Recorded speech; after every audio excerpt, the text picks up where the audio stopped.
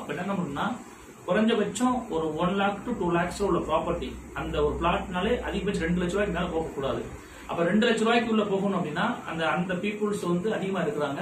அவங்கதான் அவருடைய கனவு. இப்ப 2 லட்ச ரூபாய்க்கு நான் ஒரு சொத்து கொடுக்கறதுல நான் 1 லட்ச ரூபாய் கொடுத்தா போதும், 1 லட்ச ரூபாய் மாச தவணை முறை பத்திரம் போட்டு கொடுத்துருன்னா கண்டிப்பா மத்த வேறு ஃபுல் அமௌண்ட் கொடுத்தாலே பத்திரம் பதிவுன்னு சொல்லுவாங்க. மத்த வேறு என்ன சொல்லுவாங்க அப்படின்னா ஒரு இடத்துடைய சொத்துடைய மதிப்பு 2 லட்சம் இருக்கும், அவங்க 5 லட்சம் இருப்பாங்க. இதுல கமிஷன்லாம் கொடுப்பாங்க. அதுக்காக வேண்டி ஒரு ஆக்டர்ஸை விளம்பரத்துக்கு நிப்பாட்டுவாங்க, டிவில ஆட் கொடுப்பாங்க. இப்போ எக்ஸ்ட்ரா ஒரு தேவையில்லாத செலவுகள்லாம் கூட்டி அதுல எம்எல்எம் கான்செப்ட்ல மார்க்கெட்டிங் இருக்கும். சரி, இது எதுவுமே நம்ம செய்யல. நம்ம டைரக்டா மக்களை சந்திக்கணும்னு ஆசைப்பட்டோம். அந்த வரக்கூடிய லாபத்தை குறைச்சோம், எக்ஸ்பென்சிவ்லா தூக்கணும்.